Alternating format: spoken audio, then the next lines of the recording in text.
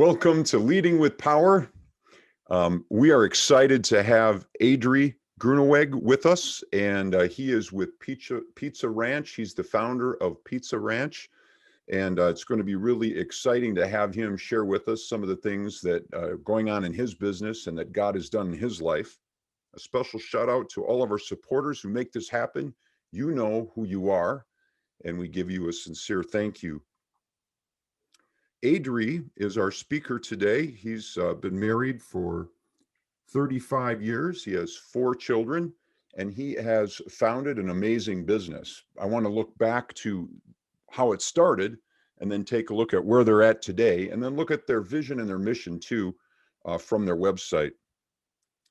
Back when Adrie was 19 years old, he and his father started by purchasing their first store, and that first loan to buy the first store in 1981 was at 17.5% interest. Now, moving fast forward to today, look at how many stores there are. As I share my screen here, you're going to take a look at this.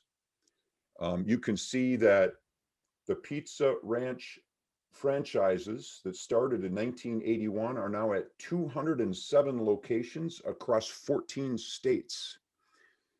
There are 35 to 100 employees in each store, about 7,000 employees at any given day with annual revenues of about $200 million.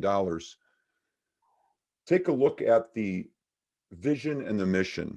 So when we are asked to start with the question, why does a person do what they do every day in and out? Take a look at this vision. It's to glorify God by positively impacting the world on the Pizza Ranch website. And the mission is to give every guest a legendary experience. So men of Leading with Power, please welcome Adrie Groeneweg. Adrie?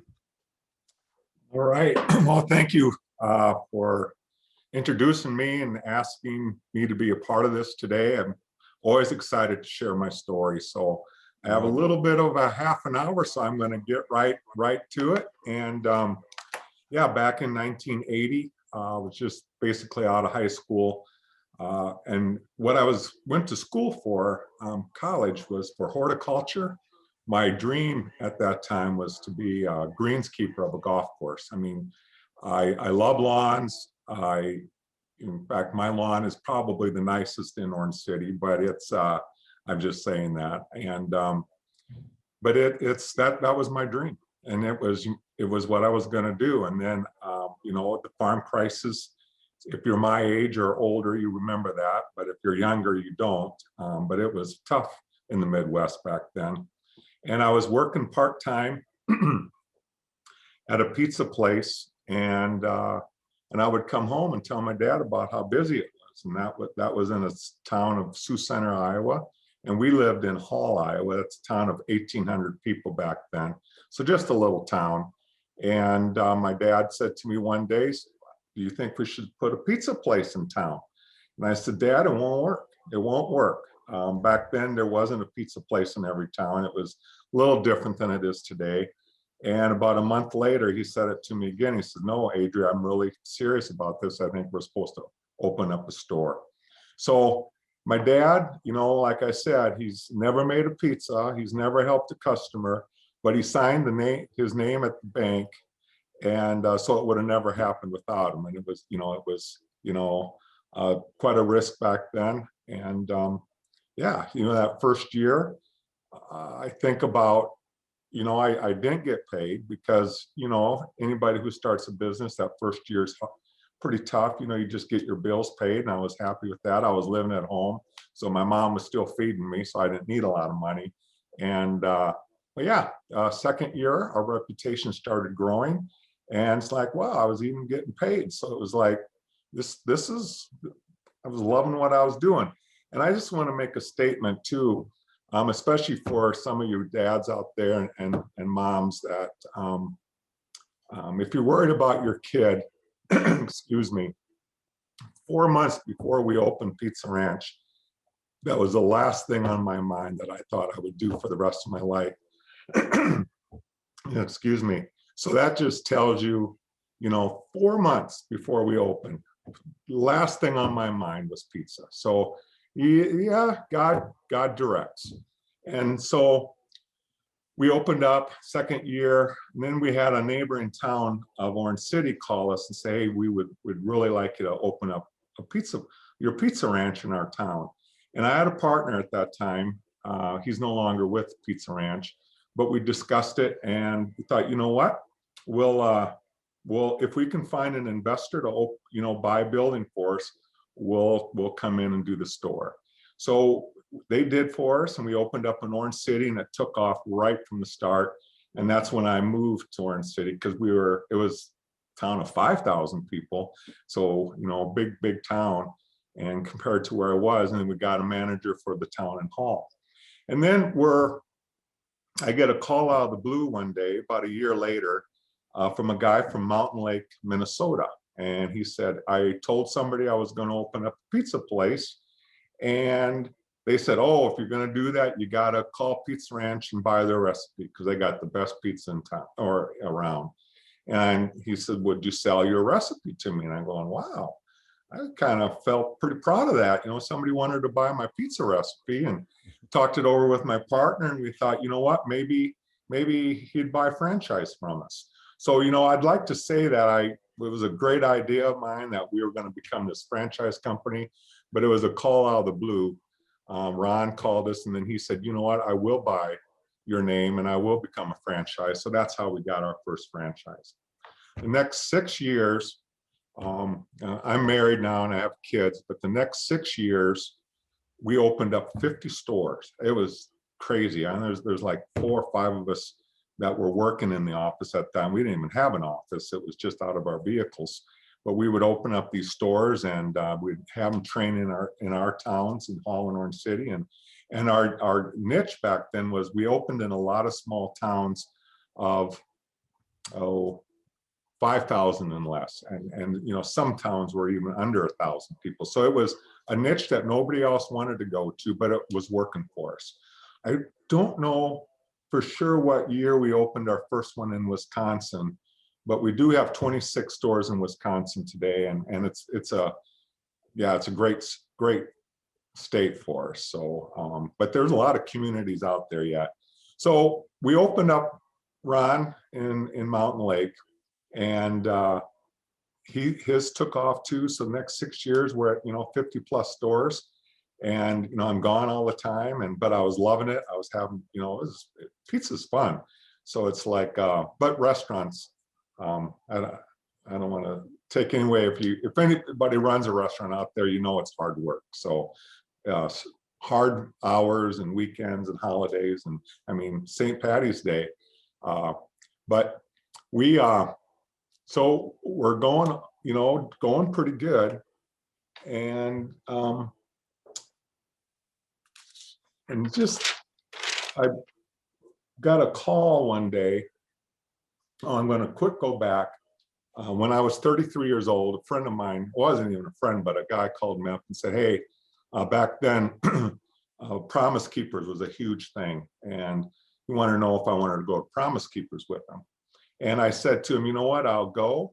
I wasn't saved at that time. Even though I belonged to a loving family that loved the Lord, and I was brought up that way, but for some reason, I was scared to death of God. I thought he was this big, mean God out there that was just ready to, point his finger at me and said, you screwed up again. And that's how I looked at God. And so I wasn't saved, but I still look back at the first 33 years of my life. And a verse that I really live by is Proverbs 16, verse 9. In his heart, a man plans his course, which he wants us to do. He wants us to plan, but the Lord determines his steps. So, at the end, God does just direct your steps. And even when I wasn't he was directing my steps. That's just how much he loves me. So I'm at this Promise Keepers event, and the second day, I'm not liking it at all. It was long and boring. I couldn't wait for it to be done. And this guy comes up and starts talking about the prodigal son. Well, I'd heard that, story 100 times, and I knew it. I thought, oh, here we go again with this prodigal son. And for some reason that day, God woke me up and said, Adrie, I love you. It's time for you to come home and come. And for some reason, I asked God to forgive my sins that day. Excuse me.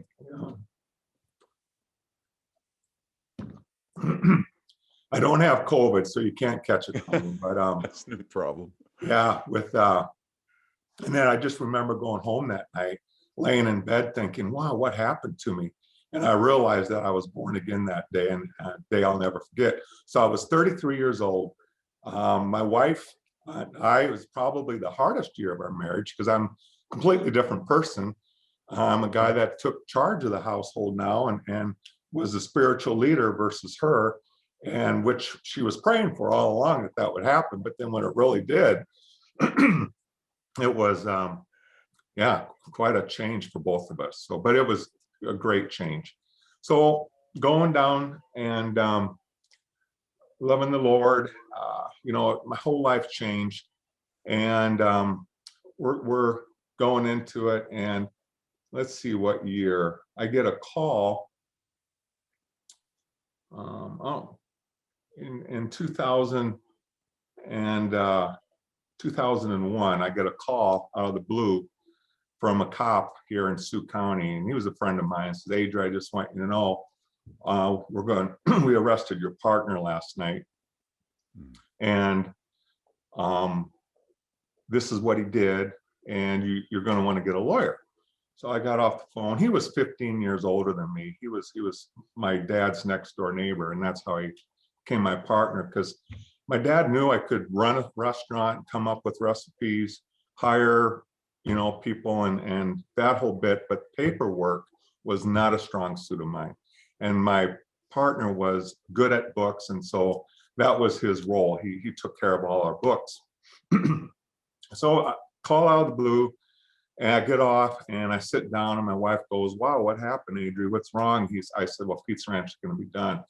And she said, well, what happened? I said, well, my partner was arrested for molesting our teenage boy workers here in Hall in Orange City. And it was just, it was, in small town America, a lot of, it was, even in large town America, that's the kind of stuff that, our franchisees, it was by far the next 2 years of my life.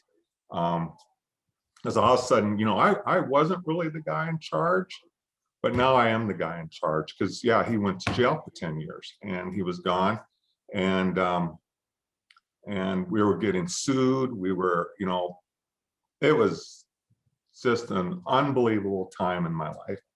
And I would come home at night and I'd crawl into bed and I'd say, Marla, God took care of me again today. And it was a process of, I'm a completely different person because of that. And I'm a much better business person because of that. So even though it was an awful time and I don't want to live through it again, God took it and made it so many positives through that in my life. But it was pretty rough. And then I bought him out, and actually this past February was my last payment. So he's done and cleared, and that was hallelujah, praise Jesus. So it was good stuff. So we're going, I got a bunch of people with me now working at the office, and there was just some things in my life that I still just lacked the confidence to really believe that God wanted me to run this company. And so finally I said, you know what, God, if this is going to be your company. I went away for a couple of days, and that's when I came up with our vision statement: to glorify God, but positively impact in the world. And I came back, I'll never forget it. I was meeting with my leadership team. I said, this is our vision statement. This is what it's going to be. And they looked at me like, what does that have to do with pizza? And, it was just like, and it's like, I don't know, but this is what it's going to do. They said, well, how are we going to do that? I said, I don't even know how we're going to do it, but this is our vision statement. This is how we're going to live. This is how we're going to treat people. And through that whole process, we have discovery days, they're called, And our franchisee, if they want to open up a store, they spend 2 days with us, and they know very well what we stand for and what we're about. They don't have to believe what we believe in, but they will know what we believe in. So there's no big surprise or anything like that. But at our national conference that year, I got up on stage, and our franchisees are there. We probably had 100 stores at the time. And I said, yep, this is our new vision statement. And there was a hush in the room. It's like, and I think they thought, oh, our leader fell off the cliff. He was, yeah, it didn't go over very well, but it didn't matter to me. And ever since then, now that's what people are attracted to. They say, hey, you know what? We've seen your vision statement. We want to belong to a company that puts God first. And so it's just been a great thing for us. And it's in all of our stores, the vision statement's on our wall. So if you go into, at least it's supposed to be, I'm not saying it's 100%, but should be. And yeah, we have, like you said, about 7,000 employees working for us at any time, and they know what we stand for. And we have stories after stories from people that, because a lot of our restaurants play Christian music, just even the Christian music, how that impacts people, and in a positive way. So it's just, so how do you impact with pizza? And people ask me, what's your ministry? I say, it's my business. No, that's your business. What's your ministry? And I'll say, it is. Pizza Ranch is my ministry. So with a couple things that happened with Pizza Ranch, the one thing with franchising, it wasn't my idea. And then another one too was, we're known very much for our chicken. If you haven't tried our chicken, try it. You'll say, oh wow, people say, wow, you should have been called the Chicken Ranch, not the Pizza Ranch, because it's just, and in fact, we have it on our shirts. Our employees wear that because, like, instead of hating that, let's just embrace it. And so we do have it on our shirts. Yeah, we should have been called Pizza Ranch or Chicken Ranch. But that was another one too. We had a guy from Sioux City, Iowa, call us up and say, hey, I want to do a Pizza Ranch, but right now I have a little diner and I have roasted chicken, but I want to get rid of everything, but I want to keep the chicken because I actually sell a lot of chicken. And back then we would, if you were going to put the name on the building, we would let you do just about anything. That doesn't happen today, but back then, so we said, of course you can have chicken. So as we were watching him, we didn't have buffet at night, but at noon, his buffet sales were way better than anybody else's. And we're watching this thinking, you know what? I think it's because he's got chicken on his buffet. So we tested it in a couple markets, and yeah, right away, sales, I don't know what we increased, but by the next 2.5 years, all of our stores had chicken. And so that's another one of those things that God just, I'd love to say, it's our recipe today, but it wasn't my great plan to add chicken, because it really separates us from a lot of other pizza places is our chicken. So that's one of them that God did. And then something else too, we had a franchisee, we're a buffet place. 80% of our sales is buffet, and then the rest is to go and carry out. But we had a store that told me, hey, we're going to do buffet. We need to do buffet every night. And I said, no, we're not going to do buffet every night. I don't really care for buffet houses. I think they're a little dingy and wore out a lot of times, so I said, I don't want to become a buffet place. Well, this guy did it anyway. He just opened up buffet every night. And he said, well, what are you going to do? And I said, yeah, I know. And so we watched him, and yeah, his sales, jumped about 15%. And, anytime, anybody who's in business, if you can, increase sales by that amount, you got to take notice of that and realize, you know what, I think this guy was right. Customers do want buffet. And so over the next couple of years, all of our restaurants turned into buffet places. So that was one of those other things that I would have never done because I didn't want to. And God said, no, I'm going to direct your steps here, Adrie. You are going to become, because that's what I want Pizza Ranch to be. So with, this past year, we're right at the anniversary, and you've all lived through this last year. But, this was the week all of our stores closed. So, we're going back in time thinking, oh my goodness, it was rough, it was tough. And I'm sure a lot of you have had the same story. But yeah, 80% of our sales is buffet and it's gone. So it was about as devastating as it could be. And it was just, yeah, it was, but you know what? We're back. We're down about 15% right now, which we're very thankful for. All of our states are open except for Colorado. And yeah, they're hanging in there, but I won't say anything about that. But it was a tough year, and but we're learned so much about who we are again. And about 50% of our sales now is to go and delivery, and hopefully we'll keep that. And we'll keep part of it because we've become so much better at it, and we weren't just focused on buffet, and that business is slowly coming back. But it's so there's going to be things that we do differently today that will make us a stronger and better company in the years to come. So that too, even though it was devastating, I thought, when it first came out that we'd probably lose 20 to 25 stores. We lost 5 stores, which is still not good, but it's a lot better than 20, 25 stores. So it's and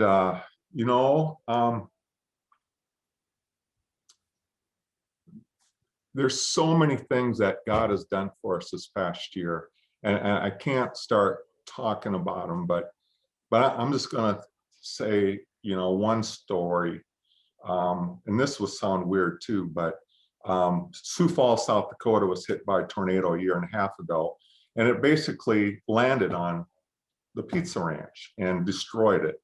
And it was our #1 store, and it was like, it's gone. And nobody got hurt. It happened like at midnight, so that's a good thing. But we're thinking, wow, we just lost our #1 store. And then, about 5 months later, COVID hit, and this guy had great insurance, and he just reopened about 2 months ago. But all the stores around there benefited from his closing, and he didn't lose anything because of his insurance. So in a sense, that helped like 8 stores that were in the neighborhood that yeah, it's crazy how God took a disaster and even turned that into good for us. And now he's reopened.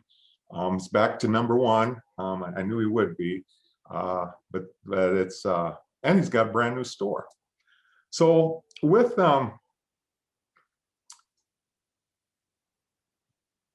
this was a couple years ago. I was in the Hall store. That's our original store. It will always be my baby. And I'm standing there, and I see an old classmate of mine come up. And I thought, wow, I haven't seen him in forever.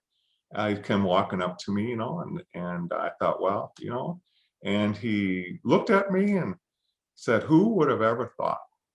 And he turned around and walked away. I thought, you jackass. I thought, what? Who are you to, and but you know what?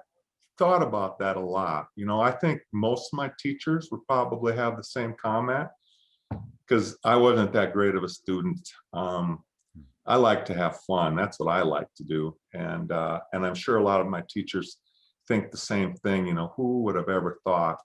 And but you know what? God knew. He knew before I was even born what his plans were for me. And that was to have a pizza business that honors him. And it's just such a cool story, because there's so much more I could add to that. But yeah, time doesn't permit it all. But anyway, I do have funny stories too, that sometimes my wife says, you shouldn't share that stuff. I said, but it's how it used to be. And I just can't believe we stayed open those first couple of years. Yeah, but we did. And stories will be for another time. So anyway, that's kind of my story in a nutshell. 40 years, will be 40 years. It's our anniversary this year. and we're going to celebrate big. And yeah, it's hard to believe. I used to be a young kid, and now I'm just about 60.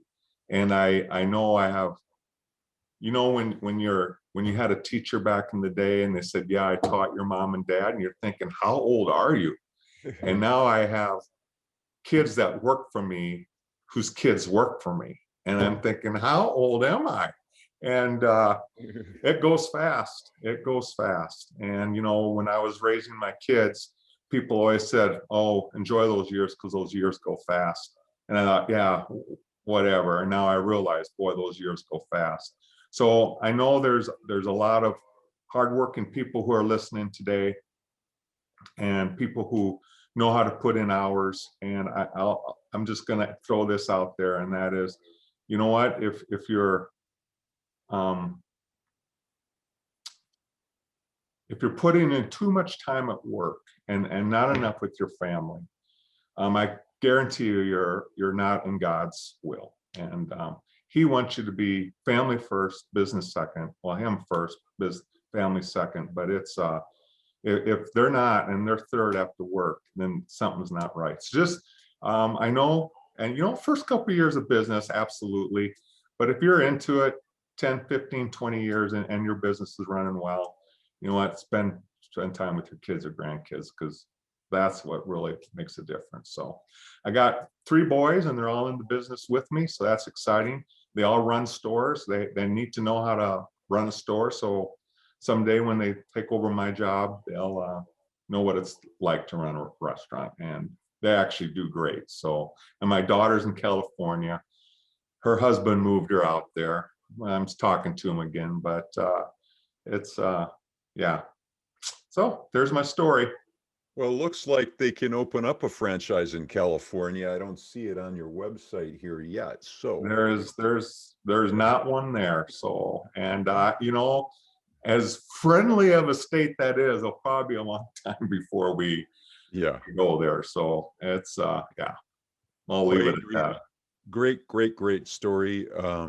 What I really like about it is a couple things come to mind, and I'm going to run a poll simultaneously. So I'm going to launch this poll, and I'd ask that those who are on the webinar with us would answer the polling questions that are now in front of you. And while you do that, I'm going to ask a couple questions and make some observations. One of them is, I think one of the most impactful parts of your story was the challenges you went through early on with your partner. Having that kind of heartache, that kind of being crushed is something that it seems to do great work with leadership. It seems that crushing, it's like the Bible says that unless a grain of wheat goes into the ground and dies, it can't bear fruit. But when it dies, that life, the DNA comes out of it. Christ said, pick up your cross, follow me. It's those challenges that I think, change us. I think your vision statement came out of that. You just comment a little bit about maybe a couple things that came out of that really challenging time. Yeah, like I said, it was by far the worst, and we've had this past year, but that the whole world's in it together this past year. We're all in it together. Where that was, it just felt like everything was just pointing fingers at me. And yeah, I learned a lot about who I was back then. But it was, I was quite young yet at the time too. And it's just I learned a lot about lawyers. I had to. I learned a lot about banking. I had to. Learned a lot about being the boss, because I had to, and because otherwise I was just kind of the guy, because my partner, he loved the spotlight. He wanted the spotlight, and I was fine with that. It's like, go ahead and take it. And he was a great speaker, and just a lot of things. But it was not his company to run. It's just I another story that came out of that too is I own the Pella Pizza Ranch. We did at the time, and that store was losing a good sum of money every month. I mean, we were feeding that thing, and I had to buy out my partner out of all the stores because, of course, you couldn't own stores where teenagers were working. And but some of those stores I didn't want, and Pella was one of them. And it's like, now I'm going to have to feed that thing by myself. And the first month I owned it was the first day it started making money, and that was God just pat me on the back. Adrie, I got this. Yeah. I got this. Don't worry about this stuff. Mm-hmm. And there's so many of those things that happen that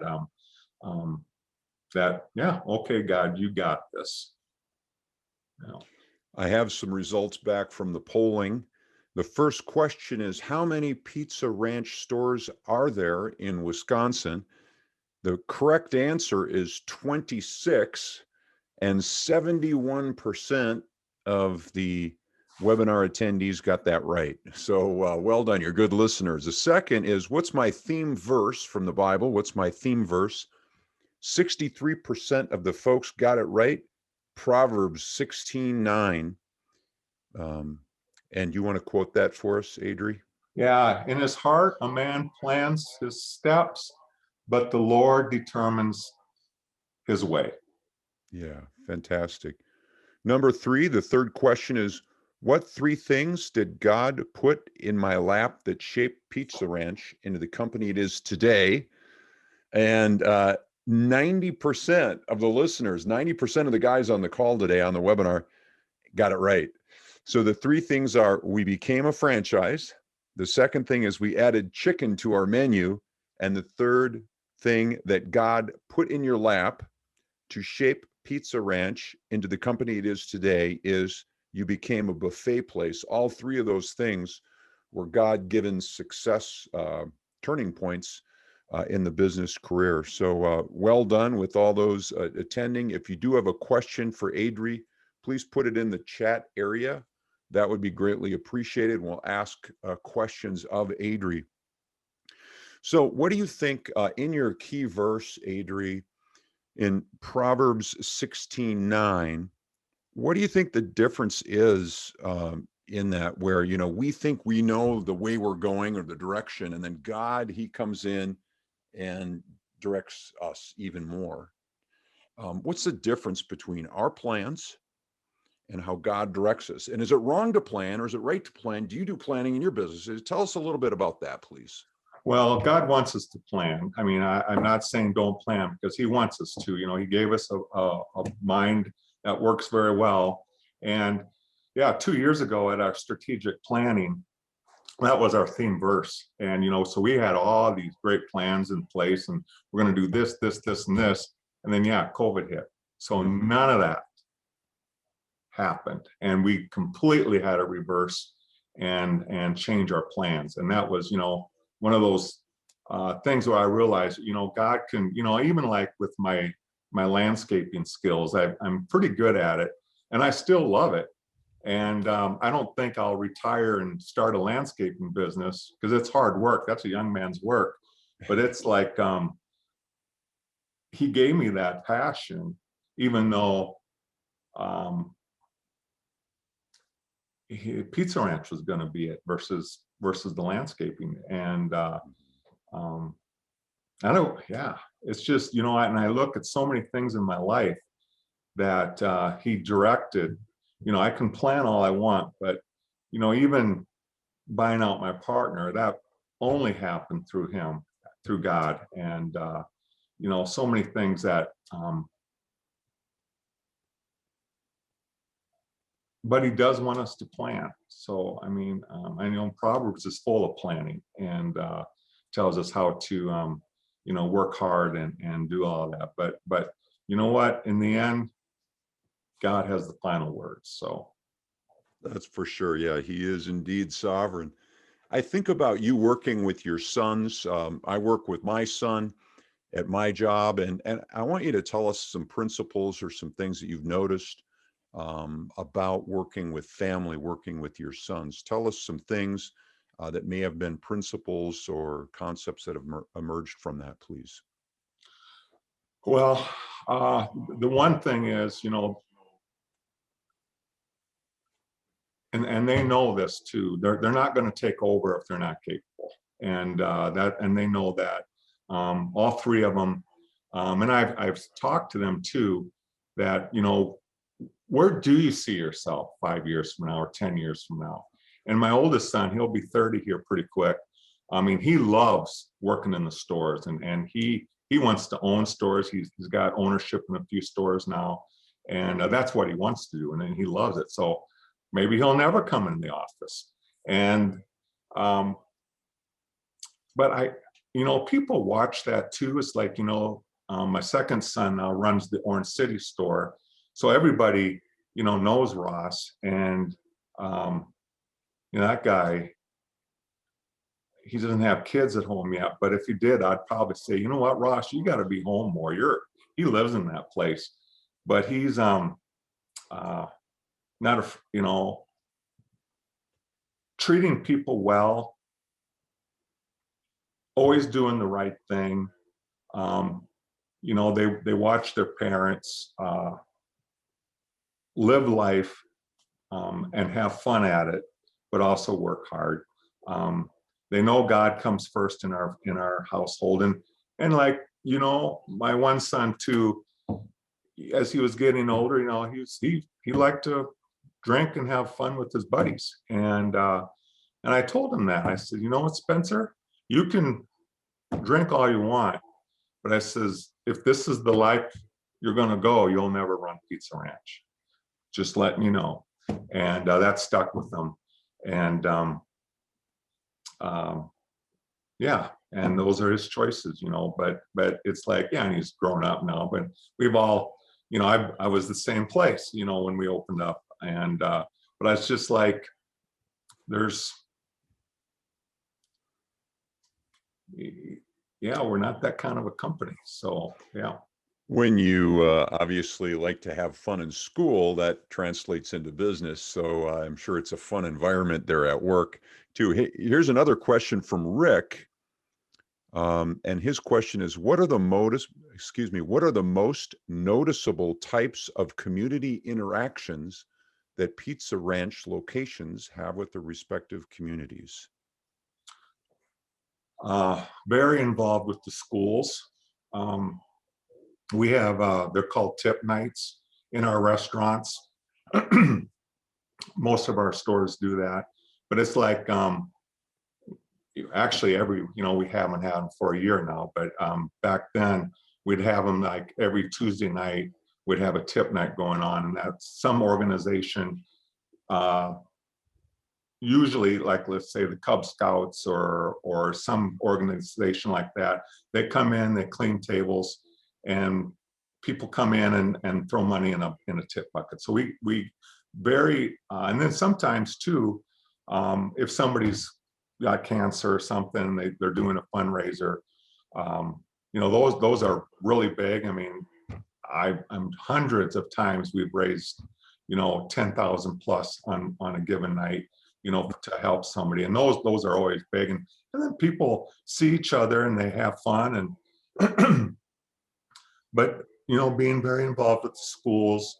And I'm going to say too, when it comes to supporting organizations in the town, we're not cheap that way, because, and I don't scratch someone else's back so they can scratch mine, but it does work that way.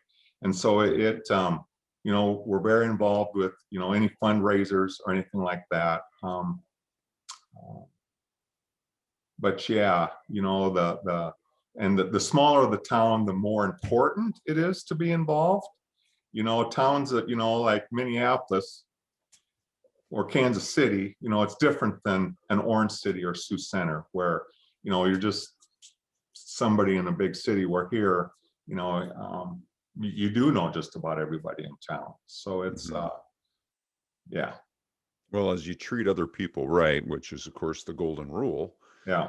it comes back around. There is a rule of reciprocity that happens. Rob has a question for you, and the question is, first with a comment, very compelling and enlightening story. He wanted to feed back to you and let you know that.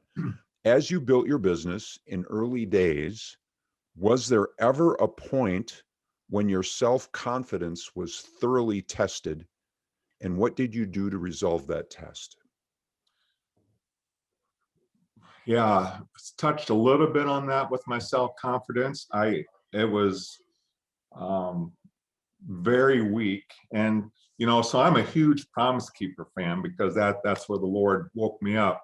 But it was a couple years after I took over the company that I was at another Promise Keeper event, and this one was in Des Moines. And the speaker up there talked about um, um, your self-worth, your confidence level, the whole thing, and fear. And he said, if you want to give up fear, come down and we'll pray for you. And I thought, well, that's me. So I went down there and these guys prayed over me. And I'm not to say I don't have concerns or worry. I don't really worry, but I do have concerns like this past year, but I no longer have fear. And my self-confidence is like, nope, after that day, not that I'm full of myself, but I don't doubt God anymore. That no, He's got me to run Pizza Ranch. He's given me ideas. He opens my eyes to stuff. He closes doors, at times. And but it's way more fun when your confidence levels up here, because our franchisees, they're a great group of people, but they're all really their own business owner. It's not like they work for me, because they don't. So there's a huge respect between the two. But they know me well, and I think we actually even have a couple online here today. At least they told me they were going to listen. And Nice. but it's yeah, confidence. I tell you, like with your kids too. Build them up, and because boy, that gives you a lot to go on when you feel good about who you are and where you're going, and the opposite's just the same. So, Yeah, and if anybody on the call is interested in a book of affirmations, I'm happy to send it out. Just email me or get in touch with your director there, or email me at brentjwelch@gmail, brentjwelch@gmail, and I'll send you a copy of this book. Perfect love casts out fear. God is love, and when we look at challenges that look so big and we looked at God who's bigger, the challenges in perspective look a little bit smaller. Jim has a question for you, Adrie. Jim says, we love your dessert pizza. Who came up with that idea? Adrie? see, that's another one I can't take credit for, because I love our dessert pizza. It was we had a franchisee in Emmitsburg, Iowa, telling me often we need to have a dessert pizza. And I said, we don't need a dessert pizza. He says, we need a dessert pizza. And then we were having a marketing meeting there one day, and Daryl Jempgard was his name, come up to me and said, hey, I made this dessert pizza. I want you to try it. Well, we sat down and he brought it out. I was like, oh man, this stuff is awesome. I don't think we changed one bit of it. I mean, we took that recipe and it's still what we use today. And then we're sitting there, eating the stuff. And somebody said, well, what should we name it? And then Daryl, the guy who actually created it, said, well, that stuff on top kind of looks like sand, so let's call it cactus bread. And we, oh, yeah. And he said, no, I didn't mean that. That's the dumbest name ever, but it stuck, and it's cactus bread today. So it's like, you never know what sticks and what doesn't stick. But that was, and I have a huge sweet tooth, so I just can't believe, but that was Daryl Jempgard from Emmitsburg, Iowa. You're hoping. I'm quick throw something in there, but Sure. I got a call like 6 months ago from a lady. I won't go into it, but she claims she created the cactus bread and we owed her all this money for it. And it's like, no, I don't think so. But anyway, get some weird calls once in a while. Right. Well, that can happen. Here's another question from Rick Hensel. Rick says this: when we all gather at the big banquet in the sky, do you think that Pizza Ranch chicken will be the heavenly chicken of choice at the banquet. I hope so. I'm going to say yes on that. Thanks, Rick. Appreciate that very much. I first came in touch with Pizza Ranch and your generosity when you had Joe Gibbs come into Madison and you filled a room and paid for everybody's meal and gave out a copy of Joe's book. So you and your team helped fund that outreach. Tell me a little bit about how that got started. You know, how did God lay that on your heart, and how, you know, so kind of the why behind that and maybe some benefits that you've seen come out of that. Yeah, about 10 years ago, 10, 12 years ago, we actually sponsored a car, not for the whole year. You know, it's very expensive. So it was just a few races that we got our name on the car. And it was one of Joe Gibbs' vehicles. And you know, I didn't know him. And you know, he's just a great guy.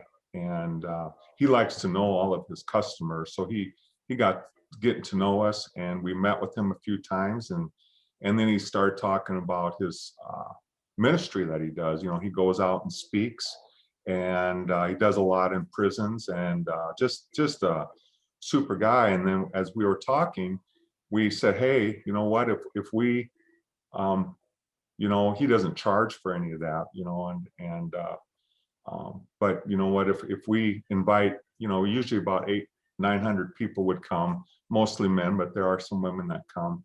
And you know, it's like free food, and you're going to hear some guy talk about sports. Well, I don't know if that's, you know, and that's exactly what happens there. And but you get a lot of people. You get a lot of people to come for free food and sports, especially if it's about football and racing. And but you know, he gives a very, well, you've heard his story, and it's a powerful story. And yeah, every one of those, you know, if there's 800 people there, I'm guessing about 300 give their lives to Christ for the first time. It's just an amazing Wow. ministry. Yeah. So There were a lot of it's, yeah.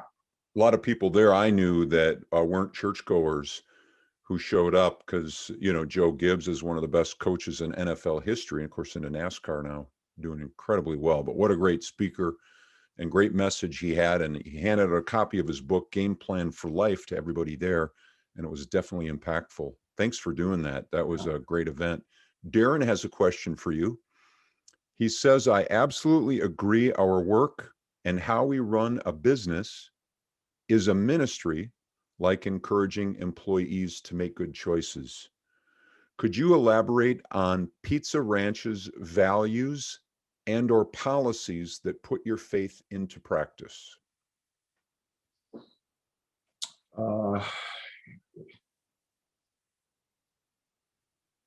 You know, we don't, you know, written policy, you know, we don't, you know, typically, we have what we have, but, you know, unwritten, you know, of course we don't handshake, but that's really all we need here. And people who do business with us know that, you know, it's like we treat our vendors fair, and we expect them to treat us fair. You know, our franchisees, you know, I mean, it's such open communication, and there's no hidden agenda anywhere. And what you see is what you get. And it's but people like that, you know, they want to know who they're working with and who they're dealing with, and they don't want to be watching their back all the time. Like, you know, it's like, no, that's not the company we are, you know. And our employees too, you know, doing the right thing. And you know, because you know, there'll be some questions sometime. Hey, you know, we got this going on. What should we do? And my first question almost always is, well, what's the right thing? Because usually they know what the right thing is. And even though it might be the hard decision or the hard way to go, but if it's the right thing, you know, it's like, yeah, you can never go wrong with that. With, you know, people don't have to believe what we believe. And you know, people who work here, you know, there's nothing mandated. You know, we have prayer time every Thursday morning. We meet as a group. People don't have to come, but maybe half the people show up. You know, there's quite a few, you know, our leadership, we have an accountability time every Friday morning. We meet together, and we're actually doing a book, Disciplines of a Godly Man. And it's, you know, it's those are kind of things. And when people see, you know, we open all of our meetings with prayer, you know, with our franchisees, you know, with our national conference. Like 2 years ago, we had Mercy Me come and sing for us, and you know, Big Daddy we've had. So very family, very oriented family, and family friendly, and so people know who we are. Yeah, we have, you know, we always start off with praise and prayer and reading the Bible at all of our meetings, you know, at our national conference, and yeah, just trying to live how he wants us to. Well, really appreciate that. And just putting again up on the screen, Darren, the written part of the vision to glorify God by positively impacting the world, and the mission to give every guest a legendary experience definitely is part of their written values and policies that are part of that. Well, it's been an amazing time together talking with you, Adrie. Absolutely a delight to get to know you better and to have you share how God has impacted you and your family and your world, and how he's surprised you, even in the midst of some of the darkest times. He's surprised you with his presence and his love, and definitely that loving father that came and ran to put his arms around you, that prodigal son was definitely received in that time. I want to just come back to this Proverbs 16:9, your life verse, but in the King James Version here, it says, a man's heart deviseth his ways, but the Lord directs his steps. And I want to just encourage any listener today, anybody joining us by YouTube, to go ahead and subscribe below. And anybody listening to this right now, if your heart, if you have plans in your heart that maybe aren't going in God's direction, I would suggest that you take a look at your own life. And you know, one of the first sermons Jesus ever preached was, confess your sins to God and come back to God, for heaven's kingdom realm is close enough to touch.